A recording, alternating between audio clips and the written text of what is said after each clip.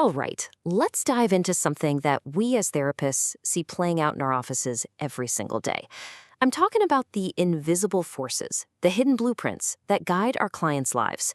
We're going to explore one of the most powerful frameworks for understanding this, the concept of the life script.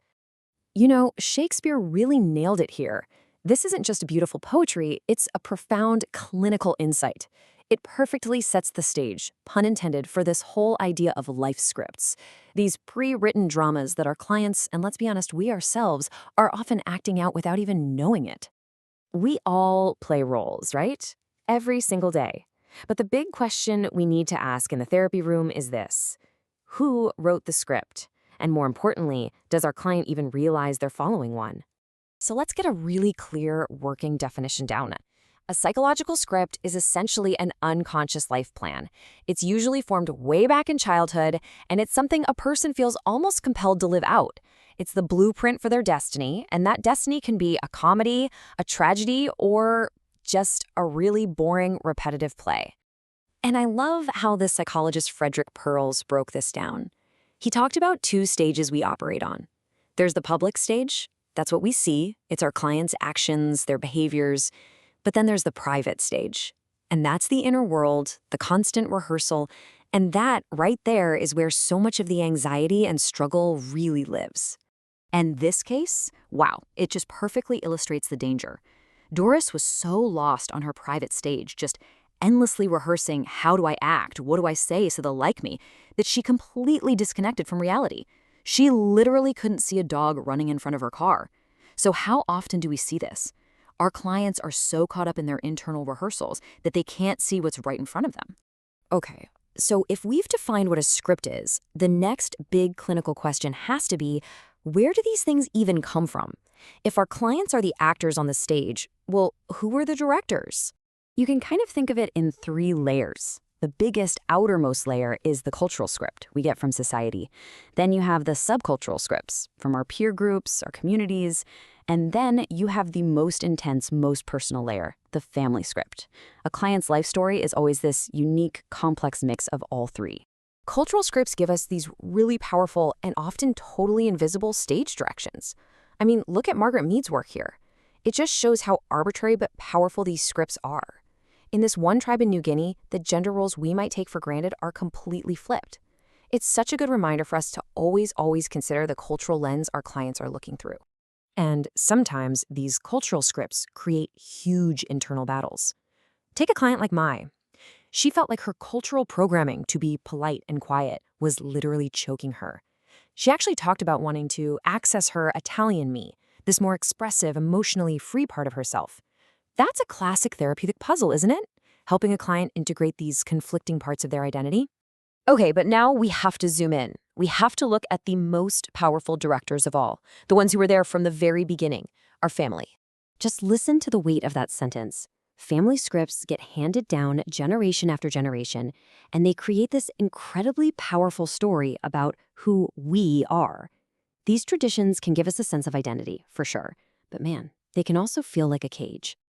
And of course, these scripts often come with very specific career expectations.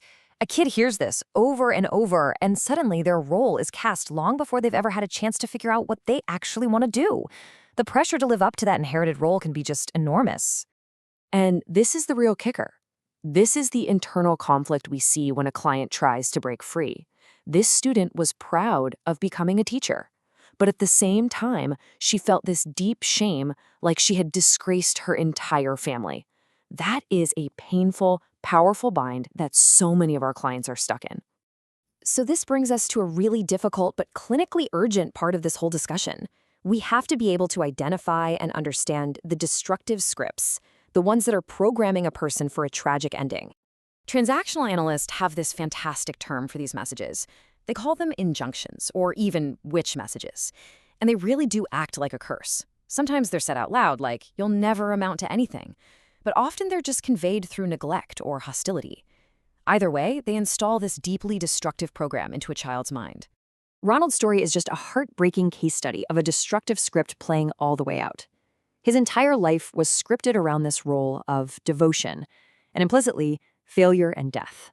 So when his sister died, his role was over. And the script's final act was tragically fulfilled.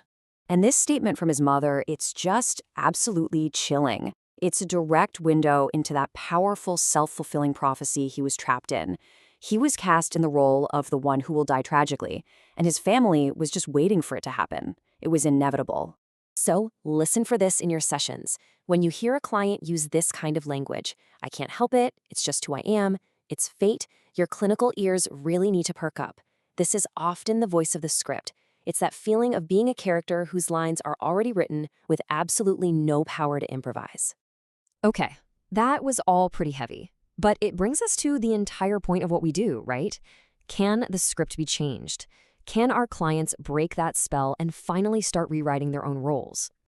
You know, this is such a perfect metaphor for our work. Every client comes to us with this incredible potential. They're born a prince or a princess. But these early curses can trap them inside the identity of a frog. Our job is to help them see that prince or princess inside and figure out what it's going to take to break the spell. And Pearls gives us another critical piece of the puzzle here. A huge part of breaking the spell is moving past the blame game. As long as a client sees their parents as the sole reason for all their problems, they're stuck in that child position, totally powerless. Taking ownership, that's the first real step toward becoming an adult. So the most crucial point is this: freedom begins with awareness, helping a client see the script, to recognize the stage, to hear the director's notes in their head, to finally understand the role they've been playing unconsciously. That is the single most powerful thing we can do. You just can't change a pattern you don't even know exists. So I'll just leave you with this question to think about, for yourself and for your clients. The goal here isn't to erase the past. It's to empower our clients to finally take the pen back and become the conscious, deliberate authors of their own lives.